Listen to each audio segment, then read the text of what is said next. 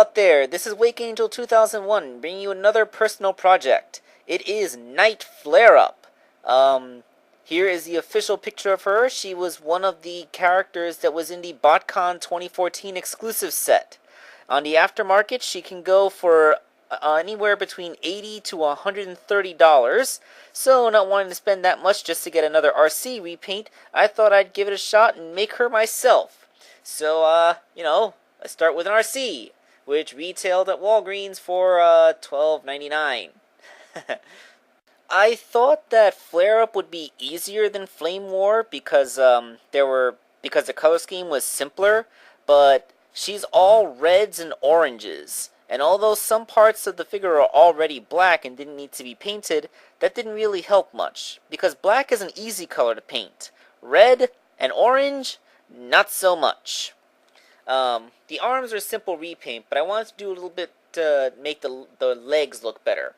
The RC figure is one that can't really be dismantled too far. Once you pop her ball joints, there's really nothing else that really comes off, except for, because there's only one screw that's actually holding anything together structurally, and that's in her head. That means removing the wheel like this to paint the details inside of her leg, and on the wheel itself, of course, was an incredibly harrowing job. I had to knock that pin out with a hammer the same way I did when I swapped around Blur's neck. And let me tell you, it was extremely frightening. I do not want to have to do this again, because I sincerely thought that I was going to break the toy a couple of times. But I did not break the toy, resulting in a leg that is very nicely painted, and the wheel rim which is picked out perfectly. By comparison, the head was very simple. You see that hole in the light piping half? That's where the screw goes, and once you take that screw out, the faceplate comes right off, making everything easy to paint. Quick look at the light piping part. When you take the face off the light piping, it looks kinda creepy. It's just this blue floaty thing with a couple of eyes suspended in the ether. It kind of makes you think of a floating brain, which I guess is what you would see if you took off a robot's face, huh? I painted her eyes blue because the back of her head would be painted orange, and that would kill the light piping. You know, orange being the natural color complements of blue. So yeah, the head, that was the easy part. Let's move on to the hardest part. Yes, here is the torso. And besides removing the front wheel and a screw that can remove the pelvis, this entire thing has to be painted in one piece. And you got to get around all the moving parts. And I think theoretically you could pop some pins, but the force required would completely shatter the wings. I would not recommend trying to dismantle this figure any further than this, except for the pelvis, which I reattached before I took the photo. I also ran into a little bit of extra complication with her color scheme because, orange is really hard to get to contrast on red. It just doesn't do it very good. I actually tried using my Citadel paints to get that orange, but it just looked too flat, so I had to go over it with a layer of Testor's orange to restore some gloss. That little triangular pattern is not all that easy to replicate because it has to be done freehand, or at least I did it freehand. I'm sure some people have ways to do this thing, but I'm just some goober. Painting the window orange was also a pain. It doesn't look smooth. It looks like a cheapo windshield repair job you get at a rip-off dealer or something. Okay. Let's move on to that front wheel, which, as I said, is one of the few parts you can remove from this part of the figure. I actually found that you could pull the two wheel halves apart when you remove another screw, which made it really easy to paint the wheel. I think, however, that this fender piece is intended to be glued together, and because it did look like there was some glue scars left behind. But on mine, the glue came off pretty easily, and then when I put it back together with the screw, it held together fine, so, kismet. And here's a picture of Jinrai, or Jinrai. I don't know how to say that out loud, so don't hurt me. Why am I looking at a picture of Jinrai?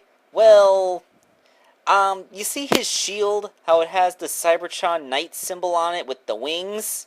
That is the cleanest image of the symbol that I was able to find. Seriously, it took me weeks trying to find this symbol so that I could so I could replicate it for this figure. This thing, it must be a brand new faction symbol because it hasn't had a chance to penetrate the Transformers zeitgeist, because it is not on any fan sites or the TF wiki or anything. Ugh, uh, um, and as you can see, it's at a slight angle, and it's distorted by the angle of the photography, so I had to edit away everything out of this photo, and then distort the image to straighten it up and make it look, straight and symmetrical. And that was not easy. It took me 2 hours.